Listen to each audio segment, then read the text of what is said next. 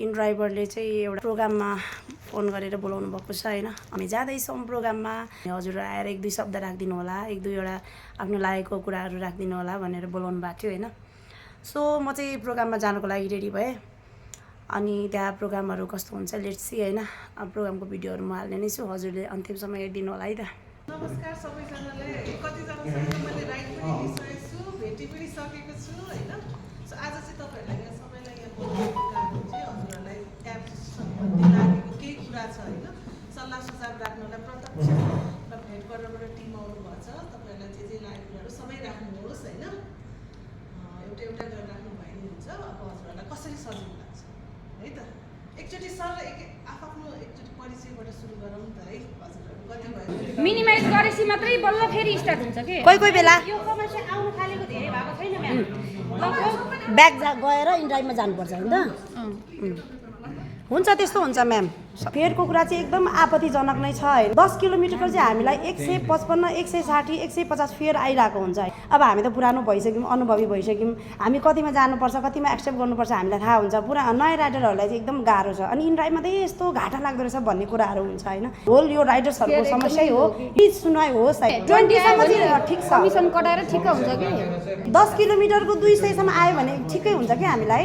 त्यो पहिलाको इन्ड्राइभको actual rate 10 किलोमिटरको 210 आउँथ्यो है। अहिले 155, 60 आयो, 55, 50 आएको छ। यो चाहिँ एकदम आपत्तिजनक। हाम्रो फिमेल राइडरको साइडबाट चाहिँ म के भन्न चाहन्छु भने हामीले कहिलेकाहीँ चाहिँ अब कसैले ब्याड टच गरिरहेको हुन्छ, कहिले ह्यारेसमेन्ट बोलेर ह्यारेसमेन्ट गरिरहेको हुन्छ हैन।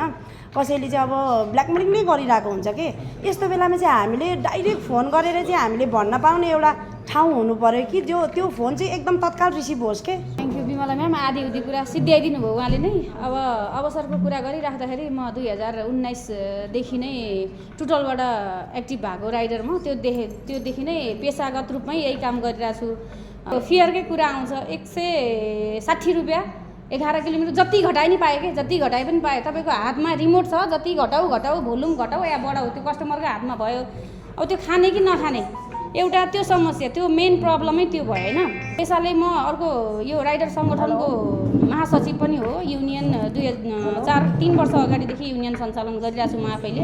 हामीसँग थर्ड पार्टी अथवा फुल इन्सुरेन्स नभइकन तपाईँहरूकोमा रजिस्टर हुन्छ हुँदैन? हुन्छ इन्सुरेन्स नभइकन। त्यसो भए तपाईँहरू सुन्नु सर, प्लिज क्लियर गराइदिनुहोस्। राइड लिने बेलामा तपाईँ इन्स्योर्ड हुनुहुन्छ, हामीसँग इन्सुरेन्स छ। तपाईँलाई नलेज छैन भने हामीले अझै त्यसको बारेमा अझै न्युज निकालौँला। तर इन्सुरेन्स राखेको हामीसँग धेरै महिना भइसक्यो। हामीलाई अनबोर्ड गर्ने बेलामा पनि इन्सुरेन्स चाहिन्छ। तपाईँको पुरै भएको हुनुपर्छ, के भन्छ ब्लु बुक रिन्यू भएको हुनु पऱ्यो है। ब्लु बुक रिन्यू गर्दा इन्सुरेन्स होइन त्यो हुनु पऱ्यो। अनि त्यसपछि तपाईँले राइड लिने बेलामा पनि तपाईँले अफलाइनको पनि इन्सुरेन्स क्लेम गर्नु पाएन। त्यो त माने मैले बुझेँ, गरेको बेलामा त्यो त सबै बुझेँ। इन्सुरेन्स आयो पनि थाहा भयो होइन। मेरो कुरा अलिकति पृथक छ के। कस्तो भने इन्सुरेन्स त आयो होइन। हजुरहरूले रजिस्टर गर्ने बेला थर्ड पार्टी इन्सुरेन्स नभइकन मरे पनि रजिस्टर गर्नुहुन्न। भोलि एक्सिडेन्ट भइहाल्यो भने पनि थर्ड पार्टीले कभर गर्ने भयो। इन्सुरेन्स क्लेम दोहोरो हुँदैन, कुनै पनि हालमा हुँदैन। चाहे तपाईँले 5 ठाउँमा इन्सुरेन्स गर्नुहोस्, तर इन्सुरेन्स क्लेम एक ठाउँबाट मात्रै हुन्छ होइन। अनि हामीले पठाएको इन्सुरेन्स क्लेम गर्ने कि हाम्रो इन्सुरेन्स क्लेम गर्ने त? त्यसमा चाहिँ एकदमै राम्रो क्वेसन। तपाईँलाई कुन इन्सुरेन्स क्लेम गर्दा धेरै पैसा हुन्छ त्यही गर्ने। यदि तपाईँहरूको इन्सुरेन्समा लगानी भइरहेछ भने त्यो लगानी चाहिँ राइडरको लागि भनेर छुट्टै कोष बनाएर तत्काल राहतको रूपमा प्रयोग हुने कोष किन बनाउनुहुन्न? त्यो चाहिँ मेरो है। राइडरलाई चाहिने भनेको बिहानदेखि बेलुकासम्म कमाएर खाने राइडरसँग बेलुका कमाएर खाने मात्रै पैसा हुन्छ, बेलुकालाई मात्रै पैसा हुन्छ। म दुर्घटना होला, म लडौँला होइन, मेरो चाहिँ उपचार गर्नु पर्ला अथवा मैले कसैलाई हानौँला भनेर कोही पनि त्यहाँ सेभिङ गरेर राखेर हुँदैन कि। हामी श्रमजीवी हौँ, बिहान कमाएर बेलुका खाने हो सबैजना। इन्सुरेन्स भनेको त्यो हामीले खर्च गरेर अनि बल्ल क्लेम गरेर त्यसको 1 महिनापछि 35 दिनभित्रमा आउने हो। त्यो 35 दिनभित्र कहाँ हो? लड्दै गर्दाखेरि तपाईँहरूकोमा आइपुग्दै गर्दाखेरि ल 15,000 खर्च भयो भने ल 15,000 खर्च गर न त, पछि इन्सुरेन्स क्लेम भएपछि भर्न चाहिँ पर्छ है भनेर बरु ऋण पत्र जस्तो किन नहोस् त्यो गरिदियो भने चाहिँ अत्यन्तै सान्दर्भिक हुन्थ्यो। अत्यन्तै भनेको केसमा चाहिँ हामी त्यसलाई हेर्छौँ, बुझ्छौँ, के गर्न सकिन्छ। अहिलेको केसमा चाहिँ तपाईँहरूले ल इन्सुरेन्स भएन, इन्सुरेन्स भएन। बुझिदिनुहोस्। हामीलाई त हुन्छ कि भने आशले दुईवटा कुरा राख्ने त नि यहाँ होइन। सुनवाई गर्ने त नगर्ने त सुनवाई हुने नहुने त्यो आफ्नो ठाउँमा रह्यो। तर केही आश राखेर यहाँ दुईवटा कुरा राख्ने त हो नि। यो अहिले बोनसको कुरा छ नि, सधैँभरि कम्प्लिट गर्ने भन्ने हुँदैन कि। अब बिहान झोला बोकेर खाना पकाएर खाइ यति बेला खाना आउँछु भन्ने पुरुषलाई त्यही खाना पकाएर राख्ने महिलासँग प्रतिस्पर्धा कुनै पनि हालतमा हुँदैन। त्यही भएर चाहिँ तपाईँहरूले क्वेस्ट चाहिँ बरु हामीलाई थोरै दिनुहोस्, बोनस फिमेललाई बरु थोरै दिनुहोस्, कम्प्लिट हुने गरिदिनुहोस्। हामी थोरै खाएर चित्त बुझाउनेमा हो होइन। एउटा लोकेसन दिन्छ होइन, त्यहाँसम्म पुग्नको लागि दिन्छ, अनि त्योभन्दा अगाडि पनि पुर्याउँछ कि मान्छेहरू, 2 किलोमिटर 3 किलोमिटर अगाडि पनि पुर्याउँछ। अनि त्यो अवस्थामा चाहिँ त्यो फेयर बढ्यो भने कि हामी त्यही फेयरमा लिनु पऱ्यो। त्यसमा चाहिँ के गर्नु सकिन्छ? त्यसमा जस्तो डेथ भएको भन्ने अवस्था आउँछ। त्यसमा 8 लाख रुपियाँ छ। डेथ र अपङ्गता भएकोमा 8 लाख रुपियाँ पाउनुहुन्छ। त्यसको लागि तपाईँको एउटा नियम हुन्छ, कागजहरू सबै पुऱ्याउनु, सबै इन्सुरेन्स कम्पनीको सेमै हुन्छ। इन्सुरेन्स भनेको के भन्छ नि, तपाईँको एक्सिडेन्टको केसमा अनि तपाईँको इन्जुरीहरू भएको केसमा चाहिँ 80,000 80,000 रुपियाँ चाहिँ कभर गर्छ। त्यसमा चाहिँ क्लियर पनि हुन्छ, त्यो हुन्छ नि त्यो। त्यस्तो हुन्छ नि, जस्तै एउटा राइडर भयो अथवा त्यो पछाडि बस्नेहरूको प्यासेन्जरको हुन्छ नि, त्यो अस्ति धेरै घटनाहरू भइरहेको थियो कि तपाईँको राइडर चाहिँ बाँचेको छ तर पछाडिको चाहिँ धेरै उसको लागि चाहिँ त्यसमा अब हाम्रो यो रेगुलेसनमा के मेन्सन छ, त्यो इफ छ भने पर्छ। उहाँले पनि भन्छु त्यसै घटाउनु पनि अझै मिलिरहेको छ कि 25 रुपियाँ पनि आउँछ। अस्तिको 10 किलोमिटरमा 60 रुपियाँ आउँछ अहिले त, 25 आउँदैन। 50 रुपियाँ हालिदियो कि त्यस्तो पनि मिलिरहेको छ। बिचरा त्यही पनि बिट गर्न आइरहनु भएको थियो कि नयाँ मान्छेहरू। 25 रुपियाँको 60 रुपियाँ बिट गरेर 60 रुपियाँ 10 किलोमिटरको हाल्न आइरहनु। मेरोमा एउटा 13 किलोमिटर मैले हेरिरहेको छु होइन।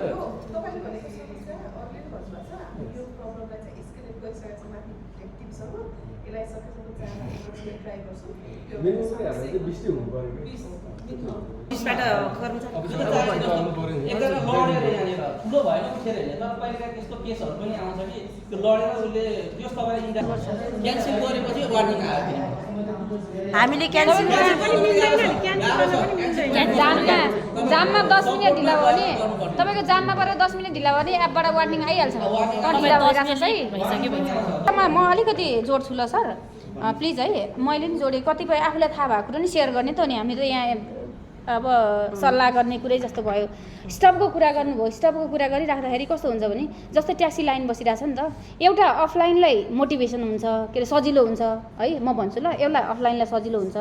अनि अर्को कुरो चाहिँ यो एकदमै यो सोच्नै नसकेको भइसक्यो यो काठमाडौँ के राइड सेयरिङ ले गर्दाखेरि तपाईँको स्टप बनाएर बस्दिनु हो भने त ट्राफिक व्यवस्थापनलाई पनि त असर गर्छ। गाह्रो हुन्छ। मेन चाहिँ प्रब्लम भने हामीलाई कहाँ भने कस्टमर ड्रप गर्दा गर्दै आएर चाबी खोजिदिन्छ, त्यति बेला चाहिँ हो होइन। नत्र भने चाहिँ ट्राफिक व्यवस्थापनलाई सहयोग गर्नु हाम्रो पनि कर्तव्य हो। बरु साइड लागौँ होइन, एउटा कुनामा बसौँ। हो त्यति चाहिँ हुनु पर्यो।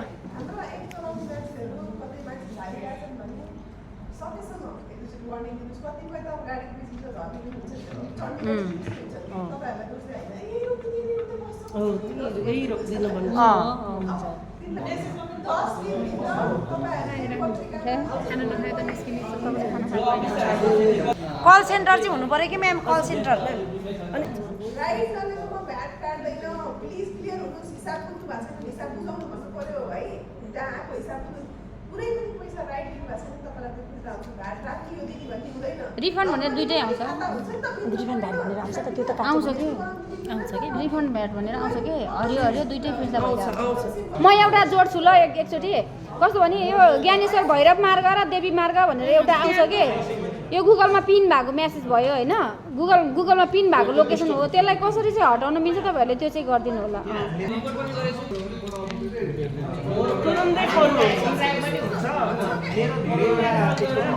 अनि सर आज इनड्राइभको प्रोग्राम भइरहेको थियो होइन, हजुरले चाहिँ अनि कस्तो लाग्यो प्रोग्राम चाहिँ, कति कुरा राख्न पाउनु भयो कि भएन यसो भनिदिनु न।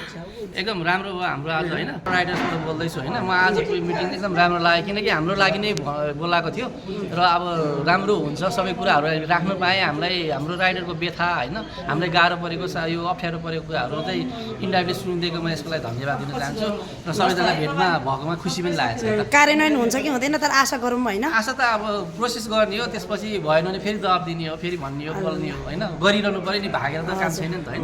हस् ल, thank you sir, thank you very much.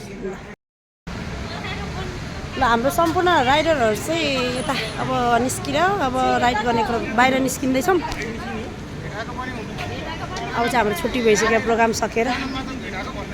Samjhana ma'am केही भनिदिनु त आजको र यता हाम्रो लेडी राइडर सम्झना म्याम हुनुहुन्छ होइन आज तपाईँको कार्यक्रम यो इनड्राइभको प्रोग्राम चाहिँ तपाईँलाई कस्तो लाग्यो आज एकदम सान्दर्भिक आफ्नो कुराहरू राख्न पाइयो गुनासोहरू व्यक्त गर्न पाइयो सुनवाई होला नहोला आफ्नो ठाउँमा छ मनको तसल्ली भयो त्यही नै हो हजुर आइमीको किबार पनि लगाएको छ बेस्ट छ भन्नु न हो त नि भन्दा पनि आइ कस्तो लाग्यो मलाई त धेरै राम्रो लाग्यो आजको आफ्नो मनको कुरा राख्न पाउनु दुईचोटि म मिस गरी आउन पाइनँ हजुर अहिले म आएँ तर यसपालिकोमा चाहिँ हामीले सबै भन्दाखेरि हाम्रो जति समस्याहरू छन् नि इन्ड्राइभमा चाहिँ हामी काम गर्दाखेरि त्यो समस्याहरू चाहिँ सबै पोख्न पाइयो अब यो कारबाही सुनवाई हुन्छ कि हुँदैन भन्ने थाहा छैन कतिपय कुरा होलान् कति नहोलान् होइन सबै त सम्भव छैन हुने कुरा होला भन्ने चाहिँ हामीले आशा राखेको छौँ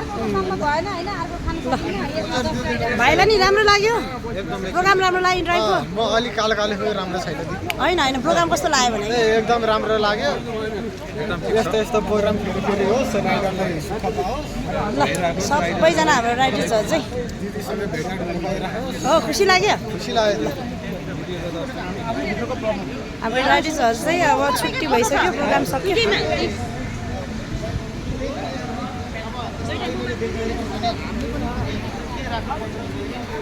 अब चाहिँ होटलमा प्रोग्राम थियो आज इनड्राइभको सो हामी चाहिँ अब यो प्रोग्राम सकेर हामी निस्किँदैछौँ सबैजना आफ्नो साधन लिइसक्नु भएको छ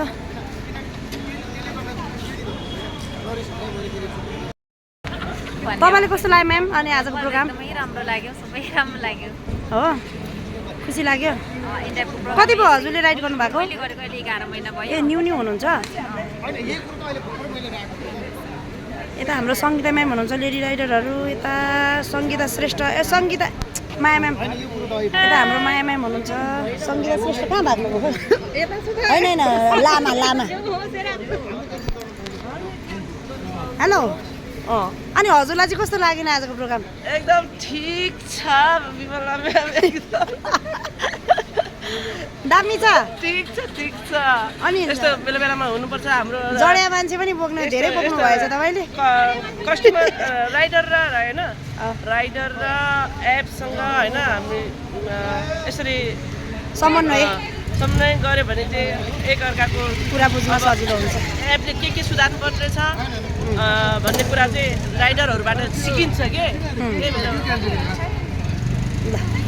त्यही भएर पनि गर्नुपर्छ यस्तो बेला बेलामा गरेको राम्रो हो हाम्रो पनि विचार राख्न पाइयो हाम्रो पनि समस्यामा राख्न पाइयो उहाँहरूले पनि सुध्रिने अनि यो यस्तो कस्टमरलाई के गरी लाने एपलाई कसरी सच्याएर लाने त्योहरू चाहिँ उहाँहरूले नि सिक्नुहुन्छ नि त उहाँहरूले सच्याउनुहुन्छ नि त अनि जडिया मान्छे चाहिँ बोक्नु नहुने रहेछ है म्याम त्यो त नमिल्ने रहेछ जडिया मान्छे पायो भने चाहिँ हामीले केही नलाने भन्नुपर्छ यस्तो बिमला म्याम कहाँ कस्टमर रेटिङ 4.92 थियो अस्ति 5 थियो मेरो पनि 4.98 छ जुन यो ड्राइभरले जुन प्रोग्राम राखेको थियो होइन त्यो प्रोग्राममा चाहिँ हामी चाहिँ गएर आफ्नो कुराहरू राख्न पायौँ एकदम खुसी लागेको छ अब भोलिको दिनहरूमा चाहिँ अब आशा गरौँ हाम्रो समस्या राइडर्सहरूको जुन समस्या यो पछिल्लो समयमा जति विकृतिहरू आएको छ इनड्राइभमा होइन त्यो समस्याहरू चाहिँ अब समाधान होस् हुन्छ होला भन्ने आशा पनि छ अनि अब त्यही हो जसले चाहिँ मेरो भिडियो अन्त्यसम्म हेरिदिनु भयो त्यसको लागि थ्याङ्क यू सो मच भन्न चाहन्छु र मेरो च्यानललाई माया गरिदिनु होला सब्सक्राइब गरिदिनु होला अनि नेक्स्ट फेरि अर्को भिडियोमा भेटौँला भन्दै अहिलेलाई बाई